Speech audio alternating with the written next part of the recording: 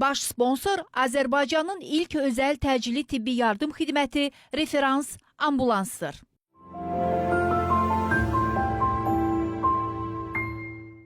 Hər vaxtınız xeyir, Real TV-nin efirini baş həkim verilişi davam etdirir. Bugün çox rast gəlinən, amma əksəriyyətimizin ciddiyə almadığı burun çəpər əyriliyini müzakirə edəcəyik. Studiyamızın qonağı isə Lor Hospitalın qulaq-burun boğaz cərrahı doktor Natavan xanım Yaqubovadır. Xoş gördük Natavan xanım, təşəkkür edirik dəvətinizi qəbul edib gəldiyinizə görə. Və nədir? Çəpər əyriliyi bildiyim qədər burun boşluğunu iki tərəfə ayıran, qığırdaqdan, sümükdən ibarət septum çəpər əyriliyini adlandırır, amma daha ətraflı siz danışardınız. Burun çəpəri, siz tamamilə doğru dediniz, burun boşluğunu sağ və sol hissələrə ayıran ara kəsmə deyilir.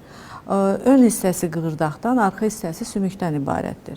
Normalda burun çəpəri düz olur, amma müəyyən səbəblərdə, hətta deyərdim, əhalinin 80%-ində burun çəpəri əyri olur. Onun səbəbləri nədir?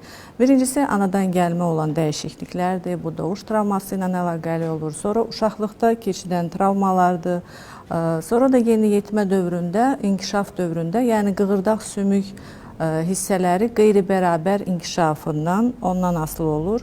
Əlbəttə ki, qəzalar da, sport, onda da travmalar olur. Bunun səbəblərini dedik. Bunun əlamətləri nədir? Burun tənəffüsün çətinləşməsidir. Birinci növbədə tez-tez yaranan burun tıxanlığıdır. Baş ağrılarıdır, yorğunluqdur, gecə yatarkən xoruldama, apnoe sindromu, yəni nəfəs almada çətinlik olur. Sonra burun qanamalarıdır, xroniki sinusitlər, yəni burun ətrafı ciblər düzgün havalandırılmır, ona görə sinusitlər, xroniki sinusitlər yaranır. Əlbəttə ki, bu səbəblər həyat keyfiyyətini çox aşağı salır. Və siz sadaladınız indi onun əlamətlərini, amma maraqlıdır, bütün xoruldamalardır, xorultu ilə müşahidə olunan yuxudur və yaxud burun tutuqluğudur, o baş ağrılarıdır.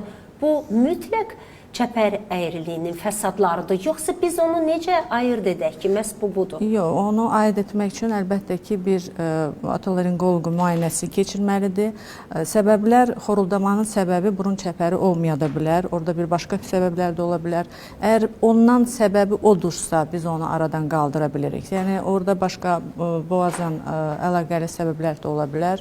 Yəni, boynu qısa insanlarda, biraz, bəli, bu adenoid uşaqlarda ola bilər, biraz dolu çəkili adamlarda ola bilər, düzgün yatmayanda, yəni o xoruldamanın bir çox səbəbləri var.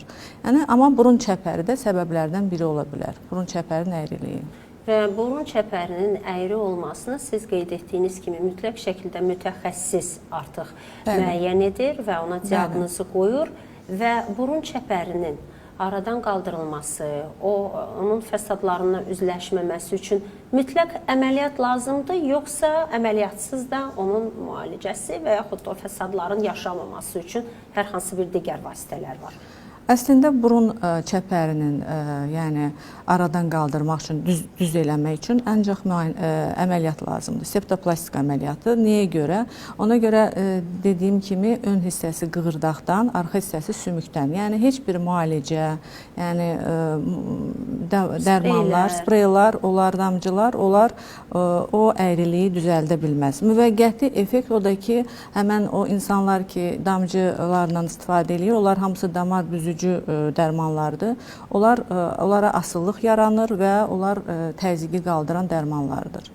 Ona görə onun müalicəsi yalnız əməliyyatdır, septoplastik əməliyyatı.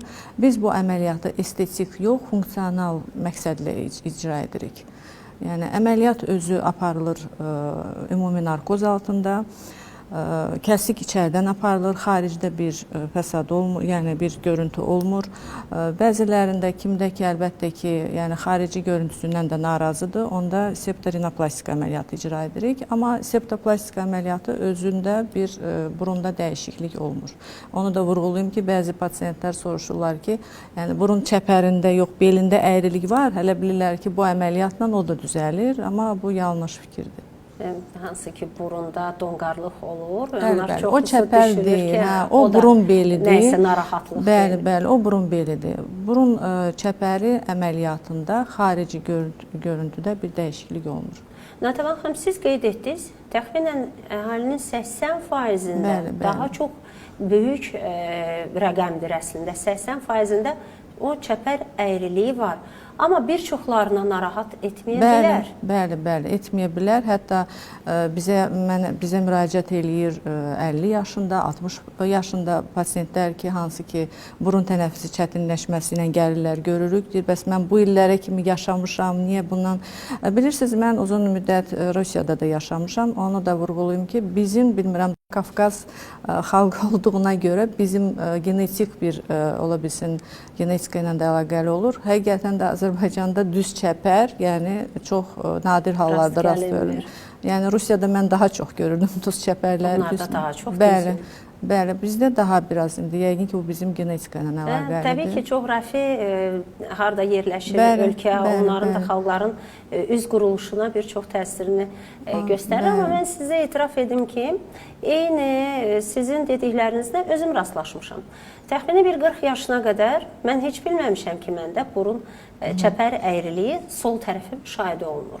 Və mən bunu 40 yaşdan sonra keçirdiyim stres nəticəsində 2 aya yaxın insan ağlayır və mənə bildirirlər ki, nəfəs tamamilə itir, burun, boğaz, artıq ağız açıq daima qalır və mən həkimə müraciət edəndə o mənə deyir, təcili əməliyyat lazımdır, çünki balıq qulaqları şişib və çəpər əyriliyi ilə artıq uyğun olmurlar. Baxız, belə hadisələr də olur. Yəni, özünü bildirmir, amma illər sonra özünü bildirir. O nə ilə əlaqəlidir? Birincisi, burunla, ümumiyyətlə, qulaqlar üzdə daimi ömür boyu böyüyən bir orqandır. Yəni, əlbəttə ki, 20 yaşında, 40 yaşında burun fərqlənir.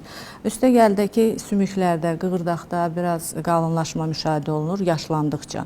Əgər cavanlıqda tutalım, biri 20, 25, 18 yaşında narahat eləmirsə, o get-gedə genişlənə, yəni sümük qalınlaşa, bu tıxanlıq yaranır. Üstə gəldə ki, bu dediyimiz o konxalar, balıq qulaqları, hansı ki, bir tərəfi çəpər əyriliyi olanda, yəni istər-istəməz o birisi tərəf, hansı ki, çəpər əyriliyi orada daha rahatdır da nəfəs alma, kompensator olaraq balıq qulağı başlayır orada şişməyə. O da, yenə də deyirəm, ona görə ki, belə deyək, o hava yolu özünə nəfəs almasının funksiyonu götürür də, yəni öz üzərinə. Ona görə balıq qulağı kompensator olaraq başlayır orada böyüməyə. Və görürük biz endoskopik müayinədə, yəni ümumiyyətlə rinoskopik müayinədə də görürük, bir tərəfdə çəpər əyriliyi var, o birisi tərəfdə konxa böyükdür, yəni alt konxa. Əlbəttə ki, biz onda xəstələrə deyirik ki, həm çəpər düzəlməlidir, həm də ki, bu konxalar biz kiçildirik. Düzdür, kəsmirik, amma kiçildirik. Onlar götürülmür. Yox. Onlar bir orqandır, müstəqil bir orqandır. Yəni onu biz bizim aldığımız havanı isidir, filtr rolunu oynayır, isidir, nəmləşdirir, təmizləyir. Ona görə biz onu ancaq kiçildə bilərik. Təşəkkür edirəm və bizim bir sponsor məlumatımız olacaqdır. Onu dinləyək, sonra söhbətimizi davam etdirəcəyik. Sponsor məlumatını çatdırıram. Azərbaycanın ilk özəl təcili tibbi yardım xidməti referans ambulans 7-24 hər bir vətəndaşımıza xidmət göstərməkdədir. Ambulans maşınları ən müasir tibbi avadanlıqlarla təchiz olunub. Referans ambulans hava və quru təxliyəsi ilə həyat qurtarmaq üçün saniyələrlə yarışır. Göstərilən xidmətlər isə aşağıdakılardır. Təcili tibbi yardım, pediatrik təcili tibbi yardım, pasiyent təxliyəsi, stand-by xidməti, yəni istənilən məkanda müşayiət. Ətraflı məlumat üçün isə ulduz 0003 nömrəsi ilə əlaqə saxlaya bilərsiniz. Biz isə çəpər əyriliyindən danışırıq. Natəvan xanım Yaqubovadır, Lor Hospitalın cərrahı, burun, qulaq, burun, boğaz cərrahı. Natəvan xanım, artıq əməliyyata siz pasiyentə məsləhət bilmirsiniz və o gəlməlidir əməliyyata. Nə olunur? Hansı analizlər verməlidir və hər hansı bir elə bir göstəriş ola bilər ki, buna olmaz heç onu etmək, qəti qadağan olacaqdır. Əməliyyatdan əvvəl, əlbəttə ki, əməliyyatdan əvvəl standart bizdə əməliyyat paketi var, hansı ki, EKG, elektrokardioqramma, döş qəfəsinin rentgenidir, müəyyən analizlərdir, hansı ki, bu analizlər bizə icazə verir ki, biz bu əməliyyatı eləyək. Əlbəttə ki, hansısa bir təxirə salınmaz bir problemlər olsa, ya hemoqlobini çox aşağı olsa, yəni xəstədə anemiya olsa, ikinci dərəcəli, yəni birinci dərəcəli baxır. Əslində bu əməliyyatlarda çox elə bir qan itirmə olmur. Bu standart paket əməliyyatlardan keçəndən sonra biz gün təyin edirik, əməliyyatı keçirdirik. Əməliyyat 40 dəqiqə, 1 saat ərzində icra olunur. Kəsik burunun içəri hissəsindən aparılır, xaricdə heç bir iz olmur. Əməliyyatdan sonra silikon splintlər yerləşdirilir buruna və 7-10 gündən sonra həmən o splintləri biz çıxardırıq. 1-2 həftə biraz tıxanlıq, ödem filan ola bilər. 1-2 aya tam burun nəfəsi bərpa olunur. Bir çox pasiyentlər artıq o çəpər əyriliyi əməliyyatı keçirdikdən sonra deyirlər ki, mən yenidən həyata qayıtdım. Sözün əsl mənasında nəfəs qayıdır, yuxular rahatlanır, baş ağrıları götürür. Amma bir çoxlarında bu o wow dediyimiz qədər də olmur. Hansı orada nüanslar var ki, bəlkə həkim tərəfindən buraxılır, bəlkə pasiyentin əməliyyatdan sonra diqqət etmədiyinə hansısa var ki, onlar bax o fəsadları verir. Bəzi, mən belə deyərdim, bəzi xəstələr o xoruldama ki, siz bayaq vurğuladınız, bəli, elə xəstələr gözləyir ki, əməliyyatdan sonra xoruldaması da olmayacaq, rahat. Yəni o xoruldama mən dediyim kimi tək çəpər əyriliyi ilə yəni asılı olmaya bilən səbəblərdən də ola bilər. Ona görə onunla düzəlmir. Ancaq əksəriyyət əgər çəpər əyriliyi düzəldirsə, əgər problem tək o idisə, əlbəttə ki, bu problemlər çözəndən sonra nəfəs alması düzəlir. Əlbəttə ki, əməliyyatdan bir həftə, 10 gün, bir aya qədər biz müəyyən spreylər yazırıq ki, hansı ki, selikli qişada ödem tez geçsin, yəni tez bərpa olsun. Bunlara da əlbəttə ki, pasiyentlərimiz riayət eləməlidir. Doktor, istərdim sizə belə bir, bəlkə qeyri-adi, amma maraqlı bir sual verim. Bir çox valideynlər övladı dünyaya gələndən sonra onun daima, bəlkə eşitmiş olarsınız bunu da, övladları hələ təzə körpə olanda burnunda hər dəfə sığal çəkirlər ki, burnun balaca olsun, əyilməsin yana. Nə qədər doğrudur bu, yoxsa bu mifdir? Yox, əlbəttə ki, mifdir, elə bir şey yoxdur. Onsuz da bu, əgər onun genetikasında donqarlıq varsa, yəni genetikasında yəni çəpər əyriliyi varsa, adətən əməliyyata gələn xəstələr görürsən ki, uşaq atasının burnudur, yəni ya anasına bənzəyir. Yəni ki, onlar bənzərlikdə. Nə qədər onu sığal çəksə belə burun inkişafında o böyümə gedəcək. Bunun qarşısına mümkün deyil almaq. Bəs daha çox faizi təşkil edən hansılardır? Anadan gəlmə çəpər əyriliyidir, yoxsa post-travmadan sonra olanlardır? Əslində, əlbəttə ki, post-travma olandan sonra həmişə onların bir anamnezində ya valideyn, ya uşaq özü deyir ki, hə, mən uşaqlıqda pis yıxılmışam, ya dəymişəm, ya zərbə olub burnuma, ya nəsə keçmişəm. Yəni, o çox vaxtı da anamnezində belə. Düzdür, elə bir pasiyent qrupu var ki, hansı ki, deyirlər, heç bir travmada olmadan, o bayaq çəkdiyim səbəblərdən ola bilər. Yenə də doğuş travmasıdır, ya qığırdaqla sümük hissələri qeyri-bərabər inkişafından asılıdır. Yəni, yeniyetmə dövründə. Natəvan xanım, bəs allergiya necə?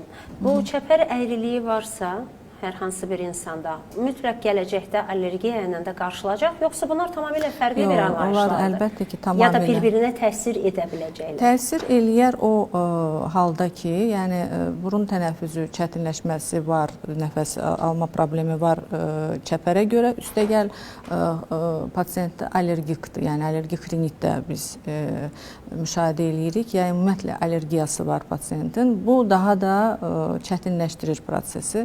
Ona görə ki, allergiya heç bir yəni əməliyyatla düzələn bir şey deyil. Çünki bu həm yeməkdən, yəni ekologiyadan asılı olan, əlbəttə ki, genetik faktor da var və bunu əlbəttə ki, biz allergoloqlarla bir yerdə müalicə eləyirik belə pasiyentlərə. Elə pasiyentlərdə adətən sezon allergiyası olur, yəni yaz payız fəslində, çiçəklənmə dövründə, ya məsəl üçün yəni pişiyə, itə, yəni allergiya ola bilər.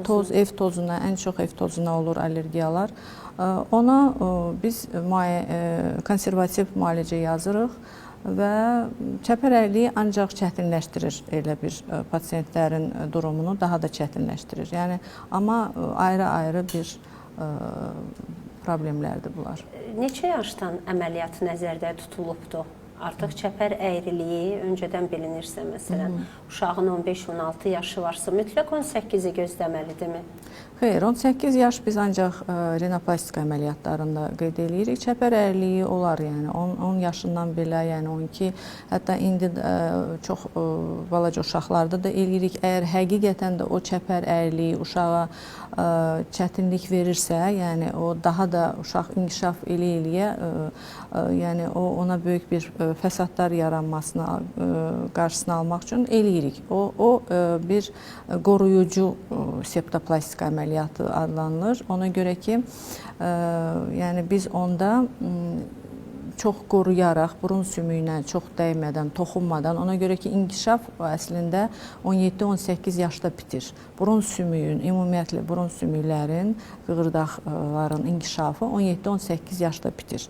O yaş ona görə qalıb. Amma çəpərdə hər hansı bir kəskin əyrilik varsa, qoruyucu septoplastika etmək olar daha gənc yaşlarda. Və sonda tövsiyələrinizi istərdik eşidək. Tövsiyələrim odur ki, əgər bir burun nəfəsində çətinləşmə, tez-tez burun tıxanlığı, belə bir şikayətləriniz varsa, yəni özünüz gedirlər pasiyentlər aptekdən, həmən o dediyim damcılardan istifadə, spreylardan istifadə eləyə, yəni öz işlərini daha da çətinləşdirirlər. Yəni normal həkimə müraciət eləsinlər və həkim tövsiyələrinə qulaq assınlar. Çox sağ olun, təşəkkür edirəm və sizə də uğurlar arzu edirəm. Və bir daha xatırladım ki, baş həkimin bugünkü qonağı Lor Hospitalın qulaq, burun, boğaz cərrahı doktor Natəvan xanım Yaqubova idi və biz onunla burun çəpər əyriliyindən danışdıq. Baş sponsor Azərbaycanın ilk özəl təcili tibbi yardım xidməti Referans ambulansdır.